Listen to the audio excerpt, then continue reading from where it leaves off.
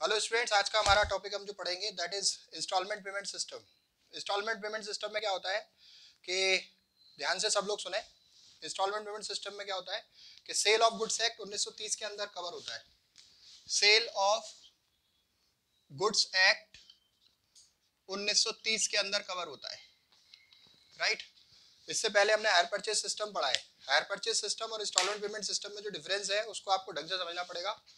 भाई, higher purchase system में आप बड़ी एसेट लेते हो, ट्रक लेते हो, कार लेते हो और मोटरसाइकिल वगैरह लेते हो और सारी इंस्टॉलमेंट देते हो, तब आप मालिक बनते हो।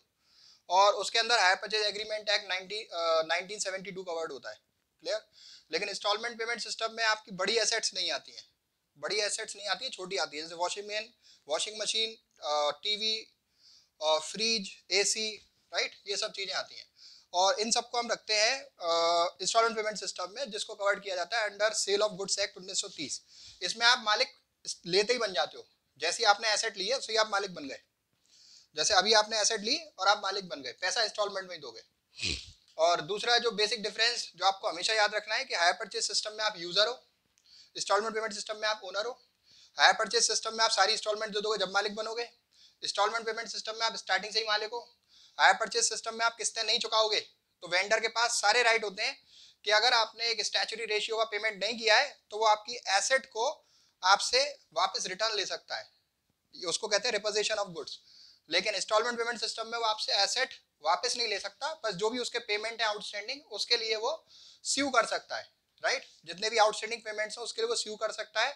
और जितने भी इंटरेस्ट वगैरह चार्जेस है उसके लिए वो आपका नोटिस सर्व कर सकता है आउटस्टैंडिंग पेमेंट के लिए। तो अब इसके अंदर हायर परचेज सिस्टम के बाद इंस्टॉलमेंट पेमेंट सिस्टम को भी हमें बहुत ढंग से समझना है। हर चीज को बहुत ध्यान से सुनना है और एक एक स्टेप ढंग से सुनना है, समझना है, कवर करना है। देखिए क्या होगा इसके अंदर। इंस्टॉलमेंट पेमेंट सिस्टम, पैसा छोटी एसेट खरीदने का, स्मॉल वैल्यू की एसेट खरीदने का, एसी, फ्रिज, कलर टीवी का इंस्टॉलमेंट में यदि चुकाना है, इंस्टॉलमेंट पेमेंट सिस्टम उसके अंदर लागू होता है। आपने देखा होगा आजकल बहुत सारे लोग 0% इंस्टॉलमेंट, 0% इंटरेस्ट पे फाइनेंस कर रहे हैं। तो 0% इंटरेस्ट वाली जो स्कीम होती है स्मॉल वैल्यू गुड्स के लिए ही होती है, जहां पर आप एसेट को किस्तों में प्राइस पे करके खरीद सकते हो। लेकिन उसकी जो इंटरेस्ट है मैन्युफैक्चरर सीधे उसको फाइनेंसर को देता है, तो आपको पॉकेट से नहीं देनी पड़ती। अगर आप नकद खरीदो तब भी 10,000 रुपए की है, आप 10 इंस्टॉलमेंट में खरीदो तब भी 10,000 रुपए की है।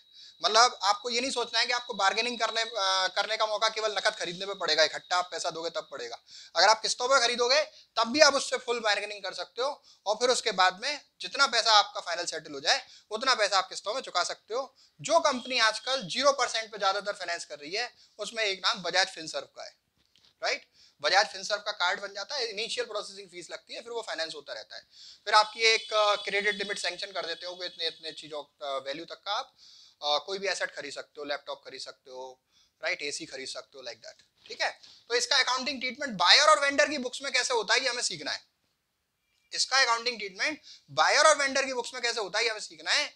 और जैसे हायर परचेज सिस्टम में दो मेथड होते थे, यहाँ पर केवल एक मेथड है, एक ही मेथड हमें सीखना पड़ेगा। तो ये इजी हो गया कहने का मतलब उससे। ठीक है। तो अभी हम कवर करेंगे सारे अकाउंटिंग ट्रीटमेंट, जनरल एंट्री से लेकर नेसेसरी अकाउंट तक, बायर की बुक्स में भी और वेंडर की बुक्स में भी। क्लियर। तो चलिए देखिए, instalment payment system, sale of goods act 1930 covered, और journal entries in the books of buyer, in the books of vendor. Buyer में, let me just carefully use this word, buyer में बोल रहा हूँ, राइट। उस वहां पर मैं हायरर बोलता था, हायर परचेजर बोलता था, यहाँ पर मैं बायर बोल रहा हूँ। और बेचने वाले को पहले हम हायर वेंडर बोलते थे, अब मैं वेंडर बोलूंगा। क्लियर। तो हम उसको बायर और वेंडर बोलते हैं। तो हेडिंग आप देंगे journal entries in the books of hirer, वो सॉरी बायर लिख देता हूं मैं, बायर या फिर मान लीजिए आप purchaser. Journal entries in the books of buyer या फिर मान लीजिए आप परचेजर। इसको एक इलस्ट्रेशन के थ्रू लेके चलते हैं। जस्ट सपोज आपकी जो है 10,000 रुपीज की कलर टीवी है जो आप खरीद रहे हो, राइट। और इसको आप इंस्टॉलमेंट में ये जो चुकाओगे तो सपोज आपको देने पड़ेंगी सपोज 2,200 रुपए की 5 इंस्टॉलमेंट। तो यहाँ 11,000 रुपये हो गए। आप कहोगे यहाँ पे तो आपने इंटरेस्ट लगा दिया। एक्चुअल में क्या है कि ये अकाउंटिंग ट्रीटमेंट तब का है जब इंटरेस्ट होता था, इंस्टॉलमेंट पेमेंट से इंटरेस्ट लेते थे। अब 0% पे फाइनेंस होता है, वो मैन्युफैक्चरर देता है। लेकिन हमें अकाउंटिंग ट्रीटमेंट उस पॉइंट पे भी सीखना है कि अगर इंटरेस्ट है तो हम उसको कैसे रिकॉर्ड करेंगे। Clear? If you know the interest, if you are finance with the interest, तो आप कैसे रिकॉर्ड करोगे। तो यहाँ पर 11,000 रुपए की आपकी इंस्टॉलमेंट हो जाती है, क्योंकि इंस्टॉलमेंट की वैल्यू कैश प्राइस से ज्यादा है। नकद खरीदोगे 10,000 का, इंस्टॉलमेंट में खरीदोगे 11,000 का। तो इंस्टॉलमेंट आपकी ज्यादा है, कैश प्राइस कम है, तो 1,000 रुपए का उसके अंदर जो है वो क्या है, इंटरेस्ट है स्टूडेंट्स। कितने रुपए का? 1,000 रुपए का। 11,000 minus 10,000, 1,000 is the interest for. और ये जो 1,000 इंटरेस्ट है पहली इंस्टॉलमेंट का नहीं है, दूसरी का नहीं है, तीसरी का नहीं है, चौथी का नहीं, पांचवी का नहीं, सारी पांचों इंस्टॉलमेंट की इंटरेस्ट इसके अंदर इंक्लूड है, ध्यान रखना। ठीक है? तो how we just record this in the journal entries in the books of hirer, in the books of buyer, right. तो सबसे पहले हम एसेट को ले लेंगे जो भी हम खरीद रहे हैं, चाहे वो कलर टीवी हो, चाहे वो वॉशिंग मशीन हो, एसी हो, फ्रिज हो, उसको हम ले लेंगे एसेट अकाउंट डेबिट। अब बात ये है कि एसेट जो आपके पास आ रही है उसका कैश प्राइस हम यहां पर लिखते हैं 10,000, ठीक है। और जो टोटल इंटरेस्ट है ना, उसको हम स्टार्टिंग में ही लिख देते हैं इंटरेस्ट सस्पेंस के नाम से, इंटरेस्ट सस्पेंस अकाउंट डेबिट। और ये पूरे 11,000 रुपए हम ड्यू कर देते हैं वेंडर को। ध्यान दीजिएगा, ये पूरे 11,000 रुपए हम ड्यू कर देते हैं वेंडर को। फर्स्ट एंट्री में 10,000 रुपीज कैश प्राइस के और टोटल 1,000 रुपीज इंटरेस्ट के, इंटरेस्ट सस्पेंस के नाम से डेबिट करेंगे और पूरे 11,000 रुपए वेंडर को हम ड्यू कर देंगे। क्लियर? अब इसके बाद आप मान लीजिए कि आपका जो है कोई डाउन पेमेंट वो देता है, vendor debit to cash account. Narration में बोल रहा हूं, being cash price and interest due to vendor, ठीक है। और दूसरी एंट्री की नरेशन में बोल रहा हूं, being payment on delivery, being down payment made या इनिशियल डिपॉजिट मेड। जो डाउन पेमेंट है उसको इनिशियल डिपॉजिट भी बोलते हैं, पेमेंट ऑन डिलीवरी भी बोलते हैं, इन सारी चीजों से हम बोलते हैं। तो यहां पर मैंने जो एग्जांपल लिया है उसमें नहीं है वो, मैंने तो केवल इंस्टॉलमेंट ली है, राइट। तो अगर मान लो इसमें से कुछ हम डाउन पेमेंट में दे रहे होंगे, हम प्रैक्टिकली तो डाउन पेमेंट हम देंगे ही देंगे, डाउन पेमेंट हम देते ही, बिना डाउन पेमेंट के नहीं होता। कोई भी ऐसा फाइनेंस नहीं करता कि साहब स्टार्टिंग में कुछ नहीं देना पड़े। तो थोड़ा पैसा स्टार्टिंग में देना पड़ता है, बचा हुआ फाइनेंस होता है। तो जो भी डाउन पेमेंट आप दोगे वो यहाँ पर आप लिख दोगे, being payment on delivery, payment कर दिया डिलीवरी पर गुड्स की। और यहां पर आप लिख दीजिए being cash price and interest due. जो कैश प्राइस है और इंटरेस्ट है वो हमने ड्यू कर दी। क्लियर? अब ऐसे आ जाइए आप, मान लीजिए 10,500 की है वो, इसको मैं ऐसा कर देता हूं 10,500 की है, और इसमें से डाउन पेमेंट उसने कितना दे दिया, 500 रुपए दे दिया। डाउन पेमेंट कितना दे दिया, 500 रुपए दे दिया। मैं थोड़ा सा मॉडिफाई कर रहा हूं एग्जांपल, राइट। आप चाहो तो मैं लिख के भी कर दूंगा। 10,500 की है, जिसमें से डाउन पेमेंट कितना दिया, 500 रुपए दिया। देने के बाद नेट कैश प्राइस कितना रह गया, 10,000 रुपए रह गया। और इसको फाइनेंस कराया 2,200 रुपए की 5 इंस्टॉलमेंट से, तो 11,000 रुपए आपके बन रहे हैं। ये टोटल पेमेंट है। और बीच में जो डिफरेंस है वो क्या है, इंटरेस्ट है। क्या है, इंटरेस्ट है 1,000 रुपीज की, ठीक है। कहते हैं ना 1 रुपया दीजिए केवल, ले जाइए एसी नया घर पर लगाइए, ठंडी हवा खाइए, इस तरीके की बातें होती हैं। तो वो 1 रुपया दिखता है उसके अंदर, ऐड के अंदर, तो वो कहानी है। तो मैंने इसमें छोटा सा एडवांस रखा है, वो जैसा आपसे तय हो जाए। तो मैं 500 रुपये मान के चल रहा हूँ कि डाउन पेमेंट आप केवल 500 का नोट दे रहे हो, और फिर उसके बाद में एसी या वॉशिंग मशीन कुछ घर पे ले आ रहे हो। अच्छा, इसके बाद क्या होगा, इसके बाद आपकी जो है इंस्टॉलमेंट डी होगी। आपने एसेट खरीद ली, मैं मान रहा हूं एनुअल इंस्टॉलमेंट है, आपने एसेट खरीद ली, इंटरेस्ट ड्यू कर ली, डाउन पेमेंट दे दिया, फिर उसके बाद में जब टाइम कंप्लीट होगा, 1 साल कंप्लीट होगा, तो आपको वो इंस्टॉलमेंट ड्यू करनी पड़ेगी। इंस्टॉलमेंट का पेमेंट करोगे ना आप। अच्छा, इंस्टॉलमेंट ड्यू करोगे तो सपोज इस 1,000 रुपये में से मैं ये मान लेता हूं कि जो पहली इंस्टॉलमेंट है उसकी इंटरेस्ट 200 रुपये की है। कितने की है? 200 रुपये की है। ठीक है, तो उसको मुझे रिकॉर्ड करना है। जो 2200 रुपये है उसमें से 200 रुपये इंटरेस्ट के हैं। अब मैं उसको रिकॉर्ड करूंगा। देखो, स्टार्टिंग में ही आप इंटरेस्ट सस्पेंस के नाम से 1,000 रुपये ड्यू कर आए हो, इंटरेस्ट के पूरे। अब इसके बाद जैसे जैसे इंस्टॉलमेंट आप दोगे वैसे वैसे उस इंस्टॉलमेंट से रिलेटेड इंटरेस्ट को आपको ड्यू करना पड़ेगा। बात को ढंग से समझिए, सुनिए। जैसे जैसे आप इंस्टॉलमेंट दोगे वैसे वैसे आप उस इंस्टॉलमेंट की इंटरेस्ट को आपको ड्यू करना पड़ेगा। तो फर्स्ट एंट्री में तो इंटरेस्ट सस्पेंस के नाम से हम डेबिट करते हैं, लेकिन जब इंस्टॉलमेंट ड्यू करते हैं तो इंटरेस्ट सस्पेंस हम क्रेडिट करते हैं टू इंटरेस्ट सस्पेंस अकाउंट। और डेबिट क्या करेंगे स्टूडेंट्स? इंटरेस्ट जो हमारा खर्चा है, इंटरेस्ट अकाउंट डेबिट। मैंने एज्यूम कितने रुपए की? 200 रुपये की। तो being interest on first instalment, पहली इंस्टॉलमेंट की इंटरेस्ट हमने रिकॉर्ड की। फिर उसके बाद आप इंस्टॉलमेंट का पेमेंट करिए साहब। Vendor debit to cash account. एक और चीज में बच्चे कंफ्यूज हो जाते हैं, कैश लिखना है बैंक लिखना है, कोई टेक्निकल डिफरेंस तो नहीं है, लेकिन आजकल ज्यादातर पेमेंट चेक से हो रहे हैं, तो आप बैंक को प्रेफर कर सकते हो सब जगह जहां पर भी कैश का यूज करना है, राइट। तो उसमें कोई समस्या वाली बात नहीं है, ईसीएस से हो जाते हैं तो बैंक को प्रेफर कर सकते हो। अब कुछ लोग लेकिन कंफर्टेबल नहीं है, अभी भी कैश यूज कर रहे हैं, तो हम कैश और बैंक में लेकिन कॉन्फ्लिक्ट नहीं रखिए आप, या बैंक लिख सकते हो जहां पर भी कैश लिखना है, कैश या बैंक नो इश्यू। तो हम यहाँ लिखेंगे students, being payment of first instalment. ठीक है, अब साल के एंड में, एट द एंड, साल के एंड में मैंने इंस्टॉलमेंट मानी है साल के एंड वाली, तो साल के एंड में इंटरेस्ट ड्यू करी, इंस्टॉलमेंट पे करी, फिर डेप्रिसिएशन लगाओगे आप, राइट। फिर आप क्या लगाओगे? डेप्रिसिएशन लगाओगे।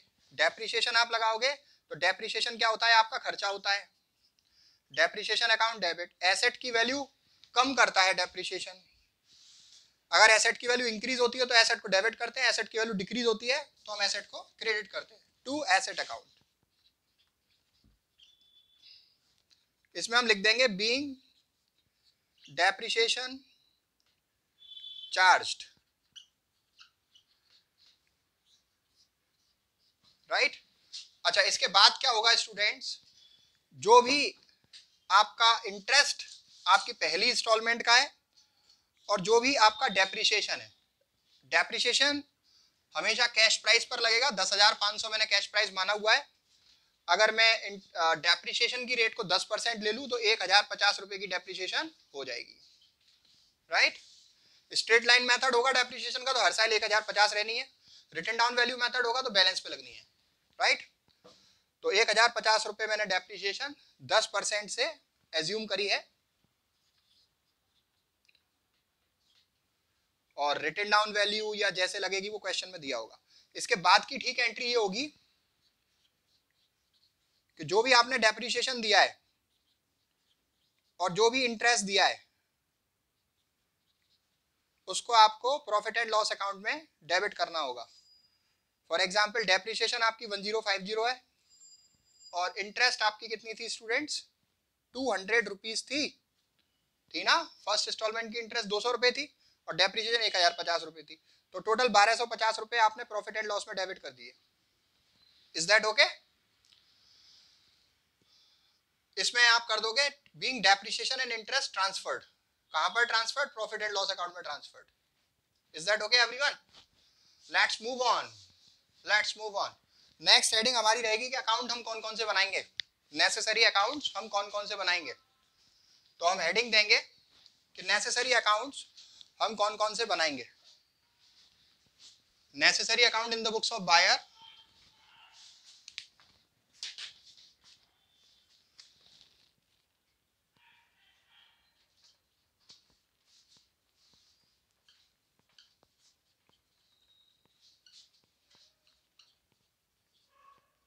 बायर की बुक्स में नेसेसरी अकाउंट्स, तो सबसे पहला अकाउंट हमारा एसेट का बनता है।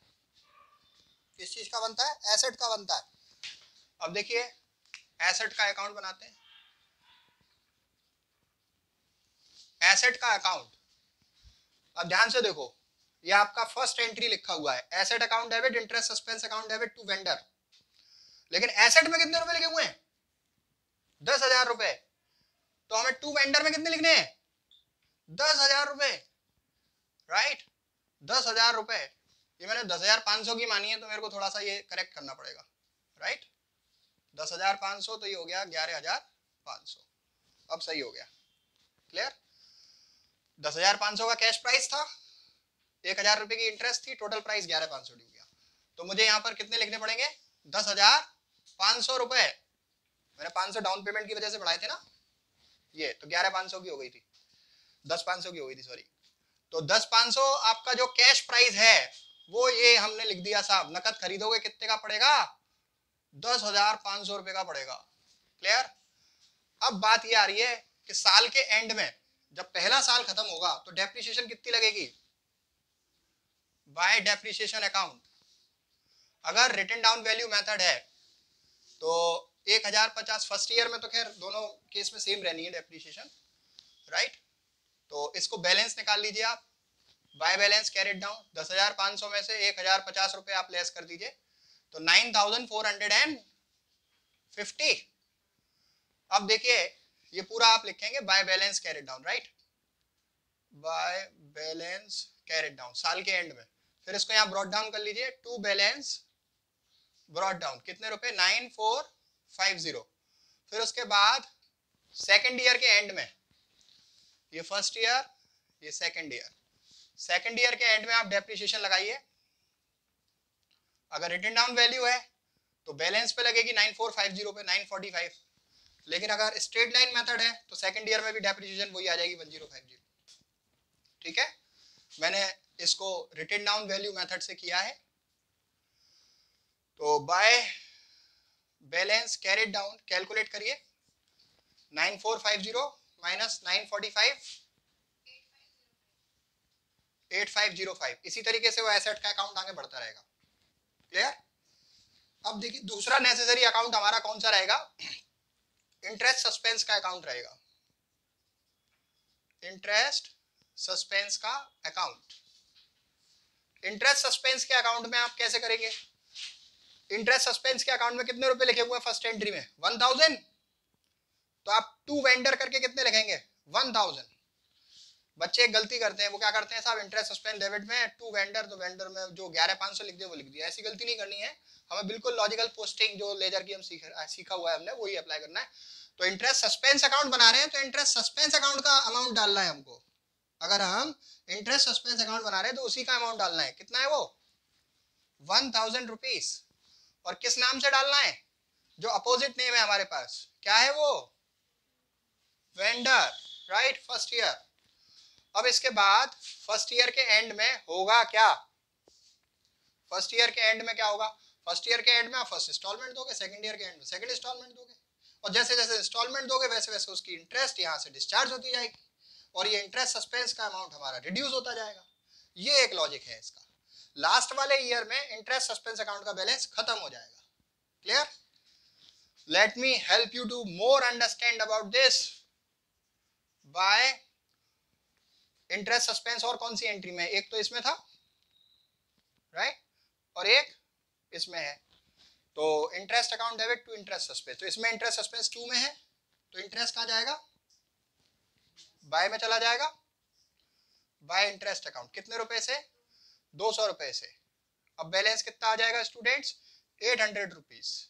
इसको ब्रॉट डाउन कर लेंगे हम सेकेंड ईयर में, टू बैलेंस ब्रॉट डाउन 800, और बाय इंटरेस्ट अकाउंट आप सेकेंड ईयर की जो भी इंटरेस्ट होगी सेकेंड इंस्टॉलमेंट की उसको आप लिखोगे और फिर बैलेंस निकालोगे। और ऐसा काम आप कब तक करोगे? जब तक इंटरेस्ट सस्पेंस अकाउंट खत्म नहीं हो जाएगा। सपोज 200 रुपए की ही इंस्टॉलमेंट है, सपोज 200 रुपए की, सॉरी 200 रुपए की ही इंटरेस्ट है हर इंस्टॉलमेंट में। तो पहले साल बैलेंस रह गया कितना? 800। दूसरे साल 800 में से 200 जाएगा, कितना रह जाएगा? 600। फिर उसके बाद में 600 में से 200 और बाय इंटरेस्ट के नाम से जाएगा, बचेगा 400, फिर 400 में से 200 जाएगा, बचेगा 200, फिर 200 नीचे लाओगे और बाय इंटरेस्ट करके खत्म हो जाएगा। Is that okay everyone? जितनी इंस्टॉलमेंट उतनी बार आगे जाएगा ये, जितनी मतलब जितने साल में आप पेमेंट को डिस्चार्ज कर रहे हो उतने साल तक का आगे बनता जाएगा। अब हम बात करते हैं इंटरेस्ट सस्पेंस अकाउंट के बाद वेंडर के अकाउंट की, right? Let's talk about vendors account. Account of vendor, या तो वेंडर्स अकाउंट लिखेंगे या फिर अकाउंट ऑफ वेंडर लिखेंगे। वेंडर में देखिए आप, वेंडर काय में लिखा है? 2 में लिखा है, तो बाय एसेट अकाउंट आप लिख दीजिए इसको 10,500 और वेंडर में 11,500 लिखे हुए हैं फर्स्ट एंट्री में, अगर आप ध्यान से देखें तो उसके अपोजिट में जो दोनों वैल्यूज हैं डेबिट में वो सारी बाय साइड में चली जाएंगी। यहां पर bye interest suspense account, interest कितने की स्टूडेंट्स? 1,000 रुपीज की, यू कैन सी दैट, ठीक है, नो प्रॉब्लम विद दिस। अब देखिए इन दिस डाउन पेमेंट दीजिए आप टू बैंक अकाउंट, ये क्या दे रहे हो आप? Down payment. सेकेंड एंट्री में वेंडर है ना, vendor debit to cash, vendor account बना रहा हूं तो मैं अपोजिट साइड टू कैश यहाँ पे लिखूंगा। कितने रुपए दे रहा हूं मैं? ये वही बैंक लिख दिया यहाँ पर, बच्चे फिर कंफ्यूज होते हैं।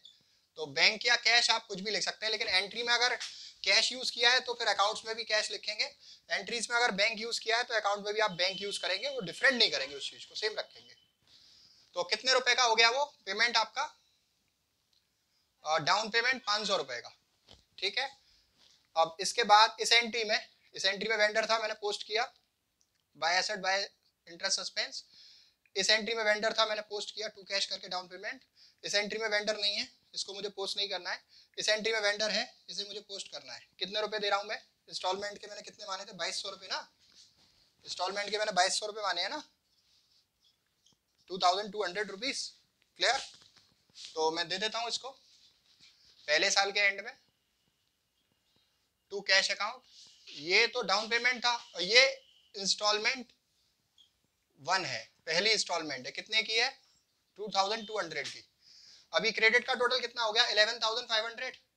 11,500 में से आप ये 2,700 लेस करिए,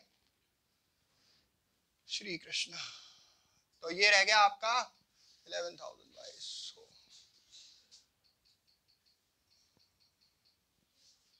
8,200, 8,800, right? To balance carried down, ये 8,800 आ गए, to balance carried down rupees. ये फर्स्ट ईयर के एंड में आप दोगे, ये ईयर के स्टार्टिंग में दोगे डाउन पेमेंट, इंस्टॉलमेंट दोगे फर्स्ट ईयर के एंड में। फिर सेकंड ईयर में आ जाइए, ये तो ईयर 1 है, ईयर सेकंड में आ जाइए, इस बैलेंस को सेकंड ईयर के स्टार्टिंग में बाय बैलेंस ब्रॉट डाउन कर लीजिए। कितने रुपए? 8,800 रुपीस, क्लियर? इसमें आप कुछ नहीं होना, इसमें सेकंड ईयर के एंड में आपको बस इंस्टॉलमेंट देनी है। कितने रुपए की? 2,200। बैलेंस कितना रह जाएगा? 6,600। इसको फॉर थर्ड ईयर के स्टार्टिंग में आपको ब्रॉट डाउन करना है, बाय बैलेंस ब्रॉट डाउन 6,600 और टू कैश करके आपको कितनी इंस्टॉलमेंट देनी है? 2,200। फिर बैलेंस लिखना है 4,400। इसको फोर्थ ईयर में लेके आना है आपको, बाय बैलेंस ब्रॉट डाउन 4,400 और फिर इसके बाद आप टू कैश करके फोर्थ इंस्टॉलमेंट आप दे रहे हो टू कैश। कितने रुपए की है वो? बैलेंस कितना रह जाएगा स्टूडेंट्स? 2,200। इसको फिफ्थ ईयर में आप लेके आओगे, बाय बैलेंस ब्रॉट डाउन कितने रुपए? 2,200 और टू कैश करके पे कर दोगे और ये अकाउंट क्लोज हो जाएगा, ठीक है? ये 1 साल की जर्नल एंट्री है, ये अकाउंट पूरे 5 साल का है। आपको सवाल में जर्नल एंट्री भी पूरे 5 साल की दे सकता है वो, तो उसमें होगा क्या? Let me help you to understand more about this. पहले साल में आप टोटल कैश प्राइस ड्यू करोगे, इंटरेस्ट ड्यू करोगे, डाउन पेमेंट दोगे, इंटरेस्ट फर्स्ट इंस्टॉलमेंट की चार्ज करोगे क्योंकि फर्स्ट इंस्टॉलमेंट आप पहले साल में दोगे, इंस्टॉलमेंट पहले साल की पे करोगे, डेप्रिसिएशन लगाओगे, प्रॉफिट एंड लॉस में ट्रांसफर करोगे। ये 1 साल का ट्रीटमेंट हो गया, ठीक है, ये 1 साल का ट्रीटमेंट हो गया। और सेकंड ईयर में क्या आपको दोबारा कैश प्राइस ड्यू करना पड़ेगा? एक बार ड्यू हो गया, नहीं करना पड़ेगा।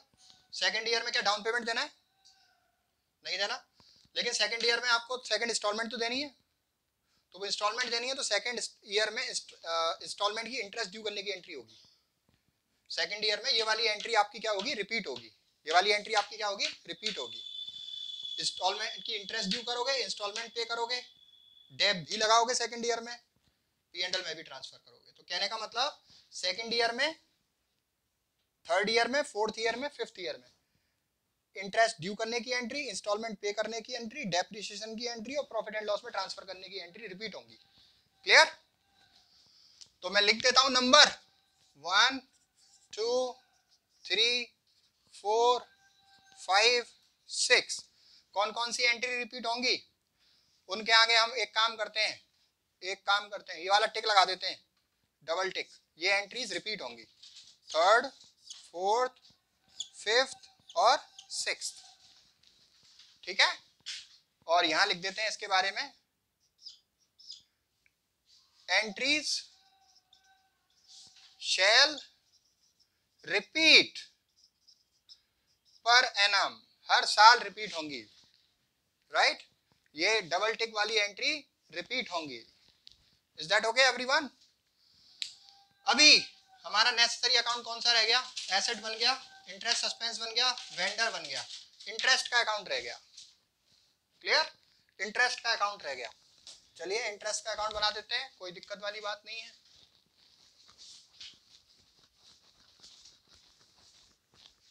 इंटरेस्ट का अकाउंट यदि मुझे बनाना है तो मैं हेडिंग डालूंगा इंटरेस्ट का अकाउंट। इंटरेस्ट मेरी कौन सी एंट्री में थी? थर्ड में थी। उसको मैं क्या लिखूंगा? To interest suspense, to interest suspense account. कितने रुपए की थी? 200 रुपए की थी। फिर उसके बाद उस इंटरेस्ट का मैंने क्या किया? प्रॉफिट एंड लॉस में ट्रांसफर किया। तो मैं क्या लिखूंगा? By profit and loss account, by profit and loss account. कितने रुपए? 200 रुपए। सेकेंड ईयर में भी यही फॉर्मेट रहेगा, इंटरेस्ट सस्पेंस से इंटरेस्ट चार्ज करने की, फिर प्रॉफिट एंड लॉस में ट्रांसफर करने की। अच्छा, इंटरेस्ट अकाउंट हो गया। अब कौन सा रहेगा? Depreciation account. डेप्रिसिएशन अकाउंट देखिए आप, तो डेप्रिसिएशन अकाउंट में क्या होगा? एंट्री क्या है? डेप्रिसिएशन टू एसेट, तो टू एसेट लिख दो। कितने की थी भाई? 1050 की। और कहां जाएगी फिर लास्ट में? By profit and loss account 1050। देखो, टू एसेट और यहां पर डेप्रिसिएशन टू में, तो P&L बाय में। हर साल यही होना है, टू एसेट बाय P&L। अच्छा, इसके बाद क्या होना है? बैलेंस शीट बननी है। बैलेंस शीट में क्या होगा? देखो, हमेशा याद रखना, मैं बच्चों से हमेशा पूछता हूँ बैलेंस शीट में क्या आता है। वो कहते हैं एसेट्स आती हैं, लायबिलिटी आती हैं, और आपका जो है कोई बोल देता है पास नॉमिनल अकाउंट आते हैं, कोई कुछ बोलता है, कोई कुछ, बहुत सारी बातें होती हैं। लेकिन लॉजिकल आंसर ये है कि बैलेंस शीट में आते हैं बैलेंस। बैलेंस शीट में क्या आता है? बैलेंस। अकाउंट आपने बनाए, जिन भी अकाउंट में रह गया बैलेंस, वो बैलेंस शीट में आएगा, बात खत्म। जिसमें बैलेंस नहीं रहा वो नहीं आएगा, चाहे वो पर्सनल अकाउंट का हो, चाहे नॉमिनल का हो, चाहे रियल का हो। तो बैलेंस शीट में आते हैं बैलेंस। देखते हैं कौन से अकाउंट में बैलेंस है। अकाउंट यहां से स्टार्ट होते हैं आपके। फर्स्ट ईयर का बैलेंस हमारा कितना है बैलेंस शीट का? वो एसेट अकाउंट का 9450, ये फर्स्ट ईयर का है। क्लियर? सेकंड ईयर में 8505 है बैलेंस शीट में, एसेट 8505। और देखते हैं इंटरेस्ट सस्पेंस, ये डेबिट बैलेंस है, डेबिट का टोटल ज्यादा है, डेबिट बैलेंस है, असेट्स में आता है। इंटरेस्ट सस्पेंस में भी बैलेंस है, राइट। इसको भी आप इंटरेस्ट सस्पेंस को असेट्स में लिख सकते हो, असेट साइड में। इंटरेस्ट सस्पेंस कितने रुपए का है? इंटरेस्ट सस्पेंस का बैलेंस फर्स्ट ईयर 800 का, सेकंड ईयर में 600 रुपए का। एक एज्यूम कर लेता हूं, अगर 200 रुपए की इंटरेस्ट सेकंड ईयर में भी रहती है तो, ठीक है। ये डबल अंडरलाइन का मतलब वो ईयर क्लोज हो रहा है बैलेंस शीट का। तो we have covered what we have covered in nutshell. We have covered installment payment system क्या होता है, इंस्टॉलमेंट पेमेंट और हायर परचेज सिस्टम का डिफरेंस क्या होता है, उसके साथ ही इंस्टॉलमेंट पेमेंट में कौन सी एसेट आती है, उसके बाद में आपका जो है बायर की बुक्स में जर्नल एंट्रीज क्या होती है, नेसेसरी अकाउंट कौन से होते हैं, उनको बनाया कैसे जाता है, न केवल जस्ट फॉर्मेट बल्कि मैंने आपको उसके साथ में वो भी बताया है, उसको इलिस्ट्रेट किया है डिजिट्स के साथ, फिगर नंबर्स का एग्जांपल देके। तो it is not only just theoretical concept but also numerical one. Interest की कैलकुलेशन जैसी हायर परचेज सिस्टम में सीखी थी वही रहने वाली है, तो प्रीसीडिंग वीडियोस को आप इस पॉइंट ऑफ व्यू से देख सकते हो अगर इंटरेस्ट कैलकुलेशन में कोई कंफ्यूजन है। Thank you.